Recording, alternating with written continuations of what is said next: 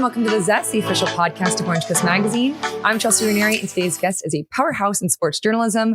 Not only is she a host on the Women's Sports Network and Pac-12 Network, but she also co-hosts the Queens of the Court podcast with WNBA legend Sheryl Swoopes and has been published in GQ, Essence, The Ringer, and more. This year, Queens of the Court became a new podcast called The Women's Hoop Show. Thank you so much for being here today, Jordan Robinson. Thank you for having me. I'm so excited. Okay, so to give some backstory, you and I met at another magazine, working together as editors. And as challenging as that job could be at times, I have so many fun memories with you and just like so many happy, like funny memories from that experience. And when I started this podcast, you so generously gave me like so much of your time and gave me such great advice and tips. I still looked at the notes like to this day and still use tips like every podcast. And I do have to admit, I am a little low-key nervous to interview you because you're my gosh, stop. I was like, like the things that I knew about your career, but the details that I got into, I was like, oh my God, like I'm just in awe of you. So I am so excited to do this. Well, thank you so much. I am so excited to be on this side of the podcast mic. It's always weird to be on this side, but especially because I remember when you started the show. And so I'm so happy to be a part of it when I did not think I would be. So I'm so excited to be here. Yeah, you have ties to OC. Okay, well, but you grew up in Sacramento. Yes. So how did your love for basketball start? Oh my gosh. Well, my love for basketball started because of my brother. I am the youngest and I have an older brother, and anything that my older brother did, I wanted to do. And that included playing basketball. We had a hoop outside of our, front of our house. And I was like, well, this is what my brother's doing. So I guess this is going to be my favorite thing in the world now. And it turned out I was. I loved it. I loved being a part of a team. I remember my first team was on a co-ed team. I was 5. We had t-shirts. We didn't even have jerseys yet. And there was this boy on a team and he would not pass me the ball. He was such a ball hog. And I knew this is my first team ever, Chelsea. And I'm like, you have to pass me the ball. Like, you have to share the ball. So that's where I like to say that my start for equality in women's sports started on my very first team at 5 years old. But since then, I just really fell in love with it. I love being competitive. I love everything about the sport of basketball and the idea that you're a team and you have a coach. And my dad was my coach for so much growing up. So just the love for the sport really started from those early days. That's so cool. Also, I love that you looked up to your older brother like that. That's so sweet. Yes. Well, I also remember back when we were working at the magazine, you talked about how much you loved magazines growing up. Can you talk a bit about how your love for storytelling came together? Yeah, so I used to collect magazines when I was younger. I subscribed to 17 and Essence and all of those girly pop magazines. And I would just save them for not only for different mood boards or my own, before Pinterest was out there, I was making my own mood boards with the magazine clippings, but just because I loved how they would tell a story based off of the glossiness of the pages, through the fashion, through the photo shoot, and the words, how it all came together in this design piece. So that was really special to me. But the idea of storytelling really started when I was a newspaper editor, the editor-in-chief of my high school's newspaper, and was kind of tasked with finding the story of campus. Like, what were the stories around school? What was everyone talking about? But also, what was everyone not talking about? Like, what teacher was retiring?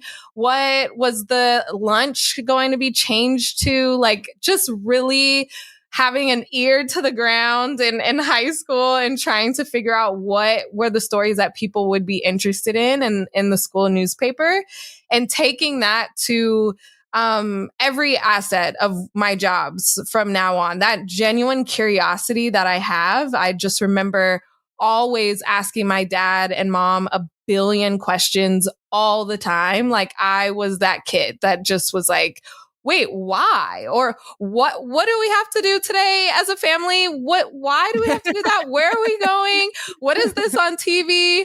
Like, I would ask so many questions and they would be like, Jordan, please. But I turned it into a career. So they're they're very happy about it now.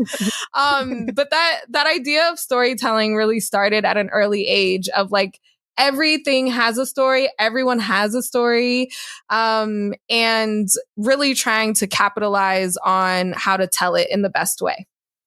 Yeah. And I remember that magazine collection came in handy because you brought some in. Do you remember this? Yes, we were I like, do. Pick up like cover or big feature ideas and we would go through them and it was so much fun.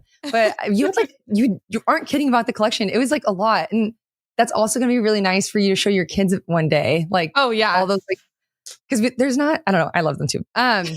So I read a great story about how you drove up and down the coast with your dad, handing out DVDs to various colleges. So do you mind sharing that? I thought this was such a smart move.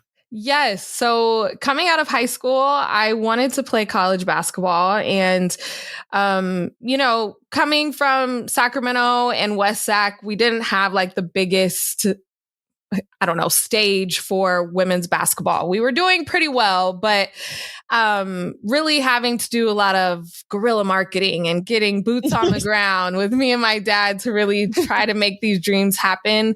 I also was very realistic. I was like, okay, I don't think I'm going D1. I'm not going to be the biggest basketball star ever, but there are some colleges that I do think I could play at.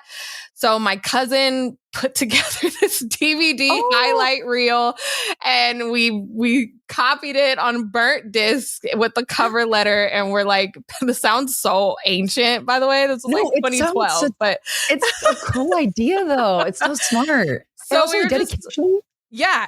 I mean, I wanted to play college basketball. That was the goal. And so that's what we did. And it was a lot of, at the time, NAIA schools. So Point Loma Nazarene was one of them, Azusa. I just really wanted to stay in California, but be a little far from home and be in Southern California. So that was the goal. And we just took a little college road trip, passing them out. And Point Loma returned our call based off of that DVD. And that's how I got a scholarship to go there. And I read the article, you were saying that the coach wasn't there that day, but you put it in his mailbox where you're like, please, like, I hope you see it. Yeah. Nobody was there. It was during the summer. It was no one on campus. I was like, I never even heard of Point Loma. Like, I looked at a Google search just before the road trip, hadn't heard of it. And coach wasn't there. Nobody was there. Just dropped it off with like fingers crossed. And that was it. The rest is history. Well, Point Loma is like gorgeous, but what about that school like drew you to wanting to go there? Yeah, stunning. I mean, once we did get in contact and I went on my visit, I was like, okay, it is right on the water in San Diego. Everything has an ocean view outside of the gym doors. Like, we would open the doors and it was sunset and you could just see the ocean. It was stupid. It was actually so nice. And the thing that really drew me though, because I was being recruited by other schools and they were trying to sell me on, their business major. And they're like, well, you want to be a journalist, but you got to know the business side. Like, they were trying to sell me a way around being a writer and being a storyteller. And I just was not going to compromise on that. And so Point Loma had a very solid journalism program. And I got to meet with the dean of journalism on my visit, Dean Nelson. And I was like, I want to be a magazine editor. And he was like, we have a magazine class. And by the end, you will be able to print your own magazine. And we like really care about education here. And I was like, okay, done. You're on the water, basketball, journalism. Like, it was just all the things. It was perfect. It was a perfect fit. Wait, that's so cool. We met him, right? We went to a journalism convention together. Yes. Back in the day. I remember meeting him. He was great. And we did a seminar and it was so interesting. Absolutely. Yeah. I didn't know that they had like a magazine course. That's so cool. And then he also had you do a podcast. Is that right? Yes. So that was my senior year. That was like right when podcasts really started getting hot and kind of being linked to another way of storytelling. And so I was so nervous. I was like, absolutely not. It wasn't even a class. It was just an assignment. And I recorded it in my car on my voice notes. And it was about, what was it about? I think like interview outfits, like how you should dress to an interview if you are trying to get a job. I know, because I did not want to write about sports. That's another thing. I wanted to write about anything else but sports. So it was like a 5-minute podcast of me just talking, and I just kept restarting. I was like, oh my gosh, I hate the sound of my voice. This is horrible.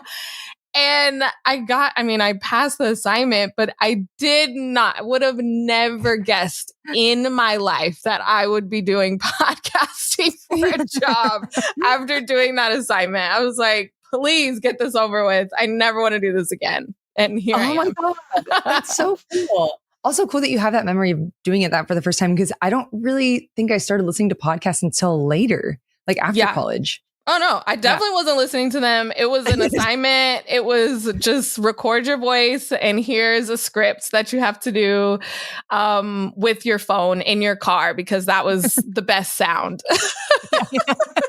No echoes. Yeah. Oh, that's so true. But I love that you talked about fashion on it, because you also wrote about fashion and hard news, including a piece on campus marriage policies, which was really interesting. But how did you find your voice back then as a writer? I was so encouraged by Point Loma and by the journalism department. I think I just went in without an ego and just so willing to learn. And I think I kind of came in, like I said, not wanting to write about sports, having basketball be my life since I was 5, and playing basketball 6 days a week at a college level. I was like, do not make me write about basketball. I wanted some type of escape. And that's what, like, covering arts and entertainment for the campus, or, maybe even hard news. It was just a way to not have to cover sports, like to be able for it to be separate. And I think finding my voice was being encouraged by Dean Nelson to say, like, if you can write, you can write. Like, don't say that you don't want to write about sports. Say that you want to tell stories. And that means anything. That could be whatever, because you're building the blocks and building the foundation to be a great interviewer, to be a great writer. And that doesn't have to be just for one specific topic. And once he kind of told me that, it allowed me to just open my eyes of like, okay, what are these building blocks that I'm gathering here to be able to take them into whatever that may be. And now looking at all the things that I do on camera, writing, podcasting, those building blocks of storytelling are still there. And so that was really important. And I think finding my voice through that, and also knowing that, I was at a school that was not diverse whatsoever. And how can my diverse voice be differentiated and highlighted, I think was also a stepping stone in finding my voice that way too. Definitely. God. Well, you talked also about basketball aspect. So how did you transition from playing high school basketball into college basketball? Because I read a bit about, it was kind of like a difference. Oh yeah. Very, very different. High school basketball was you're at the top. Like, you are at senior year in high school, like, you are untouchable. It's like the best thing ever. Being at a school like River City, and a place where they had zero success for women's basketball. And I came and was able to, get them their first conference championship. Like, it was a lot, and it was so cool. But I was so naive to think that that was somehow going to matter when you go to college and everyone was great. Like, everyone was the best player on their team. You don't matter. So it was such a reality check of like, oh, this is this is what it's like to be at a college level. And I also like Love and Basketball is my favorite movie. So I was like, okay, I'm going to be just like Monica. I'm going to be a college freshman. I'm not going to play. And then I'm going to come and take someone's spot. And then I'm going to be the hero. And like, that's how it's going to be. And no, girl, no, none of that happened. You did not play like at all. Oh, So what? it was such a wake up call of like the politics of coaching and playing time and just like other things that were not so fun. But I had to realize, you know, I could have transferred. You see now in the sports landscape, everyone's transferring. I could have done that. I could have went to another program and averaged 20 points a game, whatever. But I had to realize that I was there for something else. Like I was there for the journalism program. My best friends that I met on the first day of school were just at my baby shower 2 days ago. Like that was why I was there. And so once I realized like everything else is going right besides the basketball, and I had to find like my worth in other things outside of basketball, my identity outside of the sport I was playing. If you're not doing well at the thing you love the most, how do you combat that? Like it was really hard on top of just being in college, when college is just hard self-discovery anyway. So I had to go through all of that. And I at the end of the day, I'm so thankful for it. But when I was in it, it sucked. It really sucked. Yeah, I was going to say like kind of a blessing in disguise that like you just put everything into your passion for storytelling. Mm-hmm. Absolutely. Yeah. And now I can always use that to relate. So I talk to college athletes all the time, and to be able to relate to them on that way, or just be able to talk about my experience, they're at very different levels than a Point Loma Nazarene University that I was, but it's still a tool to be able to use that. It's like, I get it. Like it's some little piece of it. I get what you're going through, and that has been able to help. And speaking of what you were saying about like bringing your voice to the campus, they love you. I remember you went back and did like a talk or an article or something, right? Oh gosh. Yeah. I still write for the alumni magazine, and they featured me in the alumni magazine. They featured me on the cover of one of the alumni magazines. I feel like it was a diversity pool. Like they're like, we don't have that many Black people here. Let's throw her on the cover. But I'll take it. It's because you're talented and so freaking smart and accomplished and gorgeous. Well, after you graduated, you went to work at San Diego Magazine.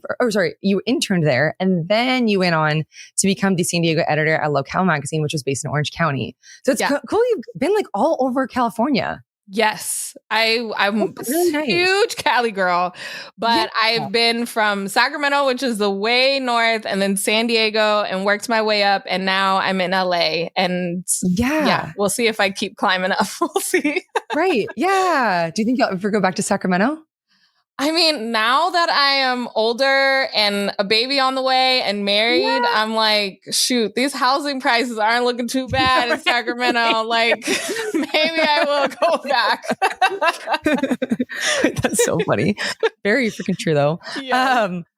Well, what made you pivot from magazine editing, like we did at Locale, to sports journalism? It was a hard pivot. It was a reality check a little bit for me of, you know, what did I want to do? You know, being a magazine editor, as we talked about, was my dream job. And I got it as my first job out of college. And it was so hard to swallow, to be like, okay, I had this whole plan of like in 10 years, I would get the title of senior editor, and I got it in 2. And so it was like, what do I do now? Like, where do I go from here a little bit? And while we were at the magazine, you know, anytime there was there was an athlete or any type of sports story to do, I would kind of volunteer, and because I was kind of the sporty girly out of all of us. It made me realize that I loved it. I love talking to athletes, and I really can relate on that level. And it allowed me to still be close without playing, because at that time I was still playing in old lady leagues, as I call them. Like, I was still very active in playing basketball because I just couldn't let it go. But this idea that I can still be close to it in some way without going to the WNBA, without playing at a high level anymore, was really appealing to me. And so going to the Ringer was a huge step, because I had to start at the bottom. Like, I was at the top of our magazine and I had to start as a fact checker, which was like a step above an intern, to be so honest with you. Like, it was the bottom. But while I was there, I got to read the best writing in, I feel like some of the best sports writing that is out there. Like, The Ringer, which is a national pop culture and sports website, is huge. And it was a great opportunity to be able to see how I can develop my voice as a sports writer. And I saw that they weren't covering the WNBA. And so I was like, yeah, I need to fill this hole for you guys. I want to cover the W. And that's kind of where that started too.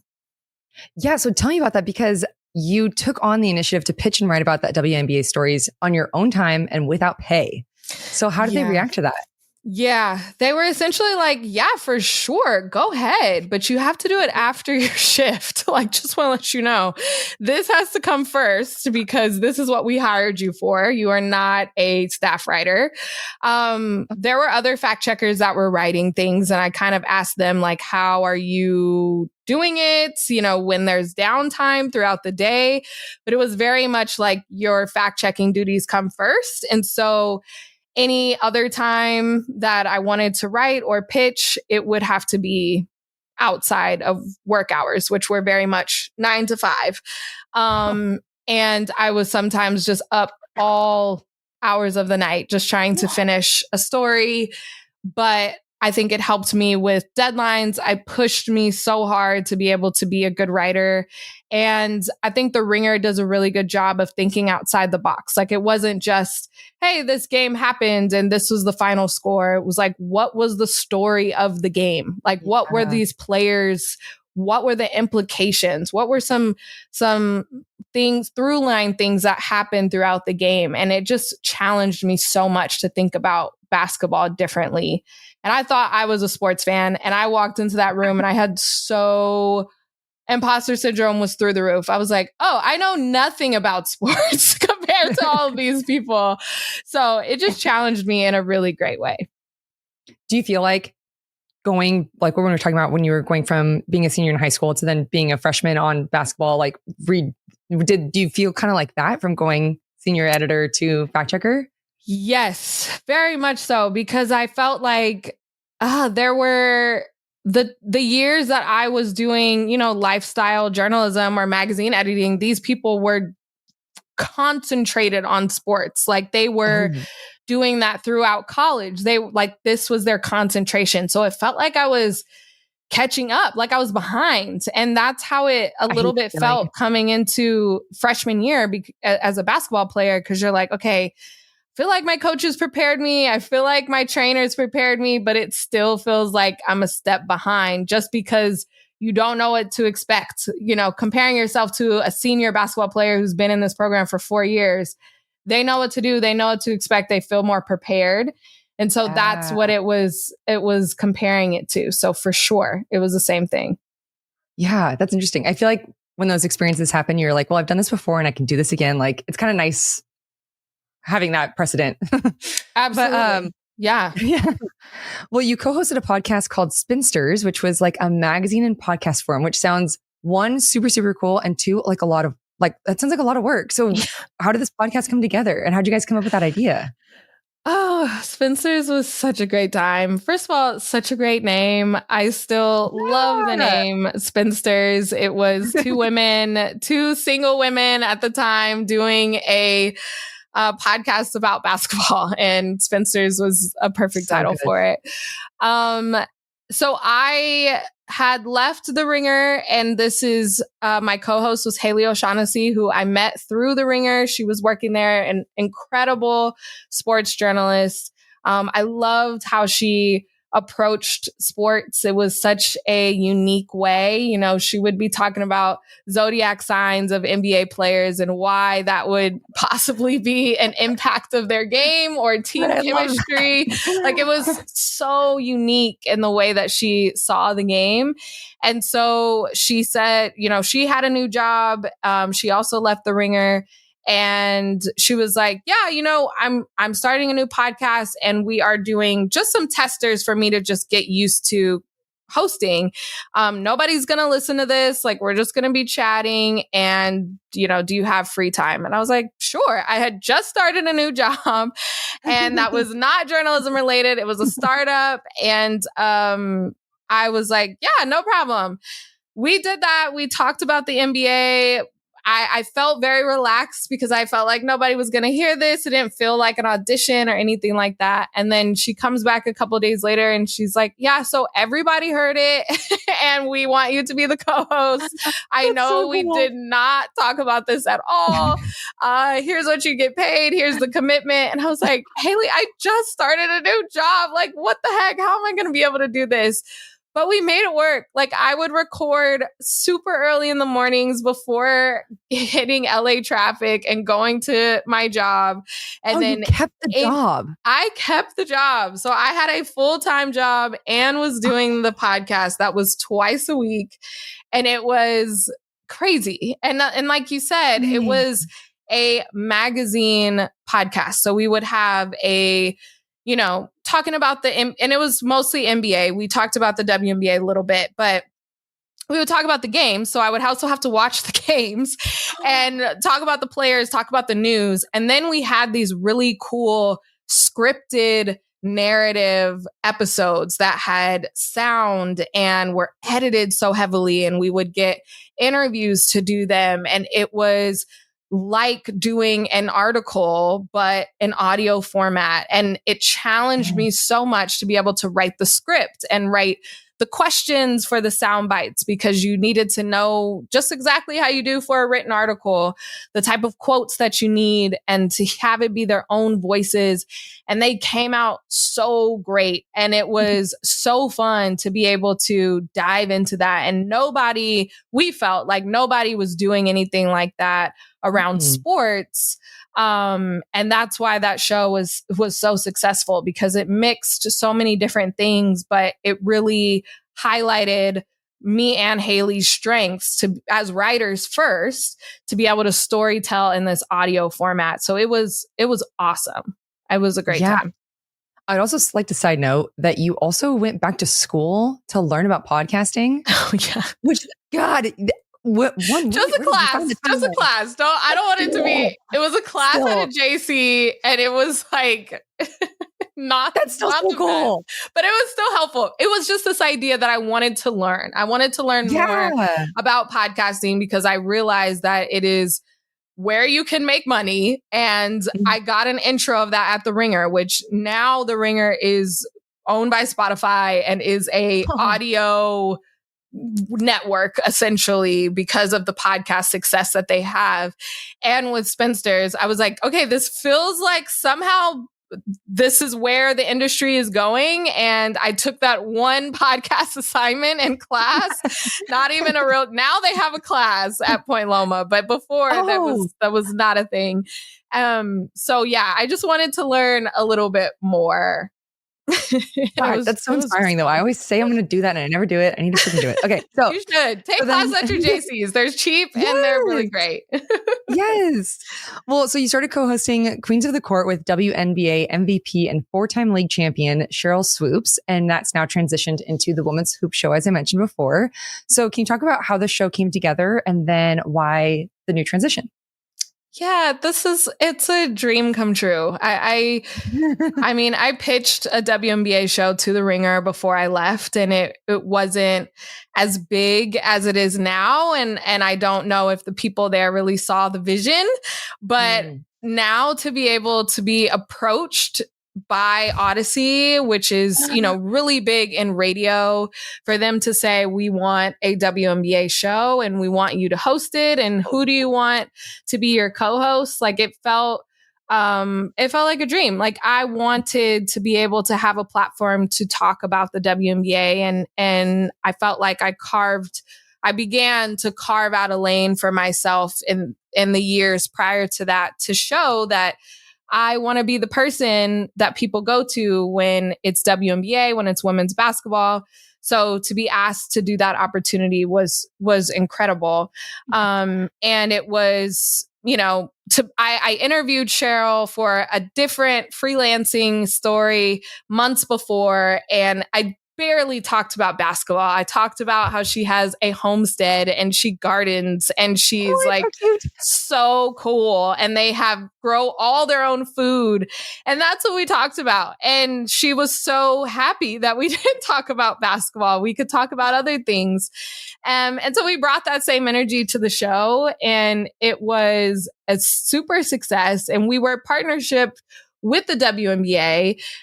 So it was the first official podcast for the WNBA. Wow. And, with that comes with incredible name recognition and to be able to have that stamp. But it turned into that we also have to, as we're talking about the league, we have to critique the league. We have to, we are the biggest fans of the league, that we have to kind of, be honest about what's going on in the league. And of course they're like, what the heck? Don't do that. And we're like, we have to. So that was kind of the transition to a new name of the Women's Hoop Show. And so now we talk about college, the other leagues that are popping up around America for women's basketball, and the WNBA. So it didn't just have to be during WNBA season, and it didn't just have to be about the WNBA. So it really expanded that conversation. And we have rotating co-hosts now. So Sheryl still comes on, but we have other journalists and other notable names in the space that come on and talk to me about basketball. So it's super fun. Jordan, you're so cool. I'm so proud of you. Like everything that you're saying, I'm like, what? This isn't that's so cool. I just remember working and if our 20-year-old selves could see us now, I know now, I don't know what mine would say, but that's just amazing. Okay. So you did a women's sports radio show for Odyssey called She's Got Next with Jordan Robinson. So tell me about that. Yeah. So that came about because I'm already in the Odyssey realm. And they were, just feeling like this explosion of women's sports and women's sports coverage, and more fans, more eyes, more attention, more investment in women's sports than ever before. And it's a little bit like, I told you so. I told you guys this is coming. I knew it, but I'm so happy to be a recipient of those investments. And one of those is a radio show where I kind of took a spot where football, during the off season, that's typically where football is being talked about. They kind of slotted me in there, and it was the first women's sports radio show for Odyssey. And I just got to interview all of these super cool athletes, all different sports of golf, soccer, tennis, flag football, all across the women's sports spectrum, to be able to spotlight their sport, give people, the guys listening to sports radio in the car. I got so many great messages of we're on my way to our daughter's volleyball game and we heard you on the radio, and it was the volleyball interview and now she's following them. All of those little moments make me so happy, because that's what it is about. And we just finished season 1, and hopefully to bring back season 2 quickly after Super Bowl. But there's just so many stories out there to be told in women's sports world. And it was fun to of course I talked about basketball, but to be expanding outside of basketball to all the sports. So it was great. Yeah. That's so cool to get to learn about different types of sports. Well, you also have done a lot of on-camera work, from Game On to Buckets 5. So what do you love about hosting a live segment versus a written piece or a podcast? Oh man, live TV is so hard. Every single time I do it, I'm like, why? You're such a natural though. Okay, but I am way too anxious of a person. And every time that I do it, I'm like, why do I do this to myself? Like actually. So I got my first TV anything on camera was for Jordan Brand. And I did a series with them in 2021 called Take It From LA, where it was a dream come. Everything that you could imagine, just being dressed in Nike and Jordan Brand and being able to talk to people. It was amazing. And I said, I have never done this before. I don't know if I can do this again, because there is about 50 people behind a camera just all watching you, see if you can get your lines right. And it was so nerve-wracking. And I remember the director, who's a friend of mine, he was like, yeah, you're going to do this. I'm sorry to break it to you, but you're going to be doing this for a long time. I was like, really? And since then, I have been on camera, and it has been another way for me to tell stories. That's all I say. I'm like, if you want to put a camera, a microphone, a pen and paper, I don't care what you put in front of me. I'm going to talk about women's basketball. And so just figure out what medium you want me to do it in. And I got you. That's how the Pac-12 network came up. That's how Buckets, Women's Sports Network, all of those things were, people taking a chance on me because I was so new. I do not have a broadcast journalism background. But they saw the passion and that I know my stuff. And they said, we can teach you TV stuff. We can teach you what it's like to have a producer in your ear. We can count you out to commercial break, count you in. Everything's live. We can figure it out. You've never done highlights before? That's fine. We'll teach you how to do it. And I'm so thankful for those people taking a chance, because without that, I wouldn't have the practice to be able to do it. But taking that chance to say, we see the passion and your personality and all those things that you possess that we don't want you to change. We could hire a professional host, but they probably don't know much about basketball as you do.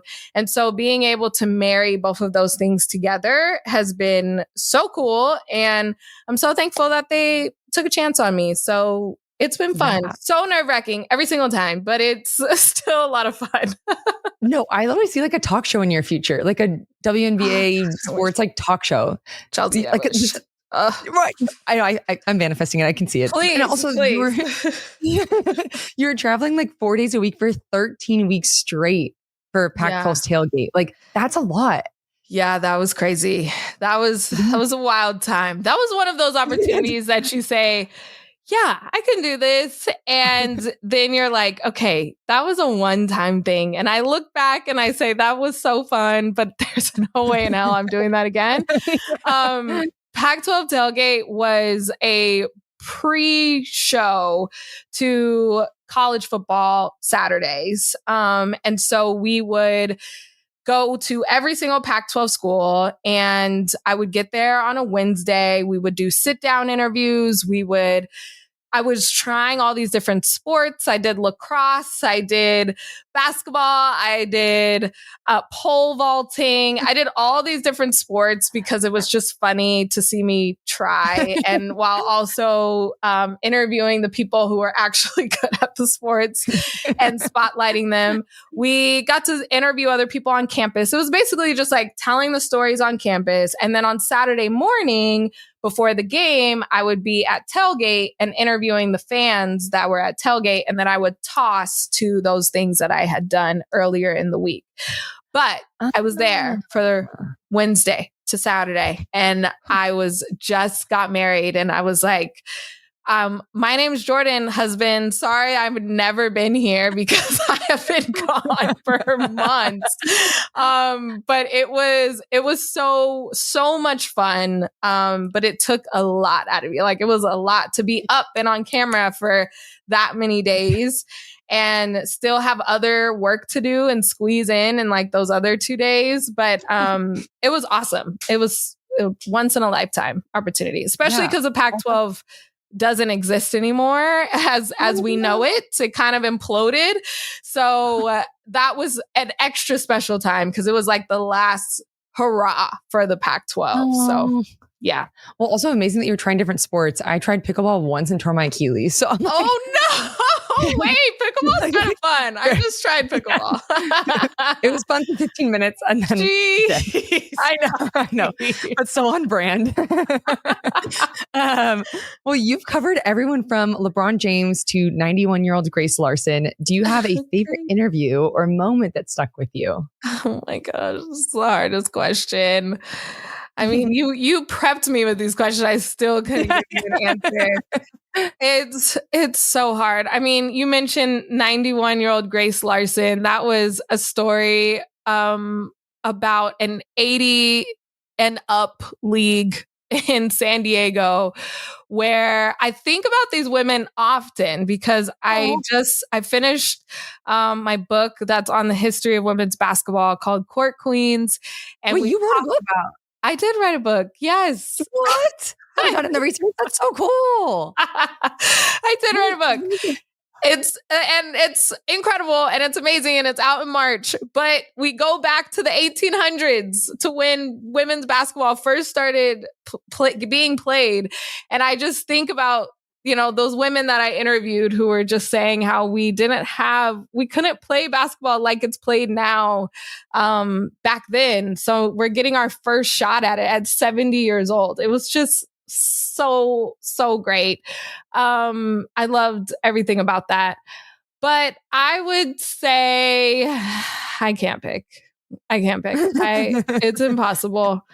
I think about those early stories that I did. Nafisa Collier winning Rookie of the Year was like my first feature story for The Ringer. And after just like pitching listicles to get a feature story, it was like such a big deal for me. So just because that started something special in me and going to games and having my first press pass at a Sparks game, like that was such a big moment for me. So maybe I'll say that one just because it started everything like I do now. I love that. And also, congratulations on the book. That's literally amazing. You've now done every aspect of storytelling. That's so incredible. Thank you. Well, you've been very open about living with type 1 diabetes. Can you talk a little bit about your partnership with JDRF? Yeah. So I, once I got an agent, I told him that, I want to use my platform and use my skills as a host, moderator, writer to be able to spotlight diabetes research. And so I started kind of moderating panels and doing community work with JDRF, which is now called Breakthrough T1D. And I've been able to share my story after not really talking about it for a long time, but it is very much a part of me and my daily life. And so it's been so fun to be able to marry my journalistic background to be able to talk about my story as a type 1 diabetic, and then also interview and facilitate conversation with doctors and other people with type 1 and educators to be able to get it out there in any way possible. I also work with Beyond Type 1 Diabetes. I've been doing those panels like in person. And I just made it an emphasis that I really want to use my voice in this way. And it feels so great to be around other T1Ds and to be able to, just use my skill set to be able to talk about the other important things outside of sports. So to be able to use it in any other way. So it's been great. That's amazing. And also I am manifesting that one day you interview Nick Jonas. I know. That's open, right? I was like, I knew that was why I loved Nick growing up. Yeah, right? We were both type 1s. Well, you mentioned your amazing book that comes out in March. Is there anything else you would like to shout out for listeners to keep an eye out for? Are you doing a book tour or anything like that? Oh, yes. Well, I will have just had a baby. So I will have my real human baby and then my baby of my book all at the same time around. But I will, just be posting about it like crazy. So make sure to follow along. And so you can get the pre-order link in a couple weeks, we're going to be dropping that. So that'll be really exciting. And then, right now it's the WNBA finals all the way through the end of the month. So make sure to listen to the Women's Hoop Show as we are covering that multiple times a week. And yeah, that's pretty much all I got to plug. It's all fun stuff. Amazing. Well, I will be buying your book. I cannot wait for that pre-order link to come in. But we are coming to the end of our time. But before I let you go, I have 3 final questions for you that we call the Thoughtful 3. So first, what would you tell your younger self knowing what you know now? I would tell her to believe in yourself, like bet on yourself. I think as a freelancer, it's really important that you realize that you are your work. Like you are what people are wanting to pay for. And it's your skill set and everything that you bring to a project. And so I think I was really shy about that at first. Like, wonder if I'm not enough, or wonder if I can't make enough, or wonder if I can't be enough. And I have dispelled all of those thoughts by just being myself. And so that's what I would tell if I figured that out earlier, it would be so many things would have been avoided. So yes, I would go back and tell her that. I love that. And then what skills have you developed from the challenges that you've overcome? Oh, I think the skill of adaptability, going back to those early days of being a freshman at Point Loma and playing basketball and knowing that I wasn't getting the playing time that I thought I deserved. Like all of that still comes full circle with how I get jobs, or if I don't get jobs, if I get passed on, or I do an audition and I don't get it. All of those things are skill sets. And I call back to so many things. I call back to all of my previous lives. I feel like we've talked about all my work lives. I call back to all of them on a daily, weekly basis when I'm accepting new projects or I'm passing on projects. I'm like, well, I've done that before, so we're not going down that road again. Like all of that is valuable information. And I think the skill of like, I have said yes as a novice before and I've survived it. So we can do it again. And I think I lean on that so much as a freelancer. So it's helped a lot. Yeah. And then lastly, what is one key takeaway that you hope listeners get from this conversation? I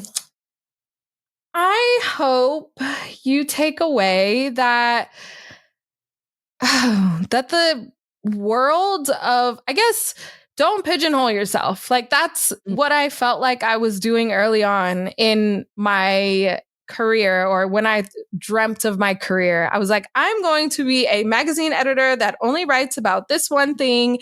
And I'm going to move to New York and it'll be this fashion magazine thing. And not to say like that could have happened, but I think by opening my mind to, okay, I want to do sports, and within sports, it's writing a book. It's doing a weekly podcast. It's being on camera to talk about sports. It's like, there's so many things that could happen if you open your mind to different possibilities, to say yes to different things. If you are like so razor focused on one thing, not saying that one thing will not be amazing, but there could be other things that are happening. Like I'm pitching TV shows about women's basketball. Like there's so many things outside of just a bubble that you can achieve if you are like open to trying it. And do I have experience pitching TV shows? No, but because I've never had experience on camera and I did that, then I know I can do other things. So I hope that's what you take away. Yeah. Yeah. Oh my God. No, I did. And got like, first of all, that's so cool. You're pitching TV shows. Would you be producing, directing, or acting? Or God, I would be producing. Yeah, no. Okay. Oh my God, so cool. Maybe a cameo of me like sweeping the court back.